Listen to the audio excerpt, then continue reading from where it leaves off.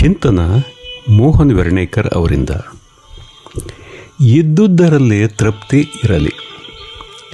ಇದ್ದುದರಲ್ಲೇ ತೃಪ್ತಿ ಇರಲಿ ಎಂಬುದು ಜೀವನವನ್ನು ಹಗುರವಾಗಿಸಿಕೊಳ್ಳಲು ಬಹುಮುಖ್ಯ ಸೂತ್ರವೆಂದು ಪ್ರಾಜ್ಞರು ಅಭಿಪ್ರಾಯಪಡುತ್ತಾರೆ.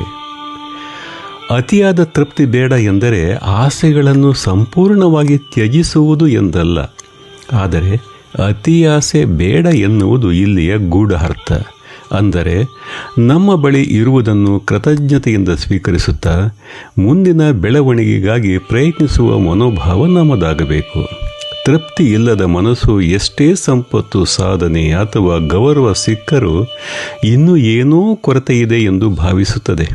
ಆದರೆ ತೃಪ್ತಿಯುಳ್ಳ ಮನಸ್ಸು ಸಣ್ಣ ಸಣ್ಣ ಸಂತೋಷಗಳಲ್ಲಿಯೂ ಆನಂದ ಕಂಡುಕೊಳ್ಳುತ್ತದೆ. ಇದೇ ಬಹಳ ಮುಖ್ಯವಾದದ್ದು. ಇಂದು ಬದುಕಿನಲ್ಲಿ ಹೋಲಿಕೆಗಳು ಹೆಚ್ಚಾಗಿವೆ. ಇತರರ ಜೀವನವನ್ನು ನೋಡಿ ನಮ್ಮ ಜೀವನವನ್ನು ಅಳೆಯುವ ಪ್ರವೃತ್ತಿ ಬೆಳೆದಿದೆ. ಈ ಹೋಲಿಕೆಯೇ ಅನೇಕ ಬಾರಿ ಅತೃಪ್ತಿಯ ಮೂಲವಾಗುತ್ತದೆ. ತೃಪ್ತಿ ಎಂದರೆ ಹೋಲಿಕೆಯಿಂದ ಮುಕ್ತವಾಗುವುದು ಮತ್ತು ತನ್ನ ಪ್ರಾಪ್ತಿ, ತನಗೆ ದೊರೆತದನ್ನು ಪ್ರಾಮಾಣಿಕವಾಗಿ ಒಪ್ಪಿಕೊಳ್ಳುವುದು. ಬಯಸಿದ್ದು ದೊರೆತಿಲ್ಲವೆನ್ನುವ ನಿರಾಸೆ ಬೇಡ. ಇದ್ದುದರಲ್ಲೇ ತೃಪ್ತಿ ಇರಲಿ. ಆದರೆ ಉತ್ತಮವಾಗಲು ಪ್ರಯತ್ನ ನಿಲ್ಲುವುದು ಬೇಡ. ತೃಪ್ತಿ ಮನಸ್ಸಿಗೆ ಶಾಂತಿಯನ್ನು ನೀಡಲಿ.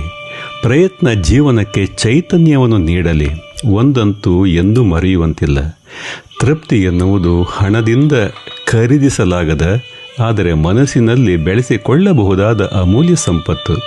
ಆದ್ದರಿಂದ ಜೀವನದ ಮಂತ್ರ ಹೇಗಿರಬೇಕೆಂದರೆ, ಇದ್ದುದಕ್ಕೆ ಕೃತಜ್ಞತೆ ಇರಲಿ, ತೃಪ್ತಿಯೂ ಇರಲಿ. ಅಂತೆಯೇ ಬೇಕಾದುದಕ್ಕೆ ಪ್ರಯತ್ನವೂ ನಡೆದಿರಲಿ.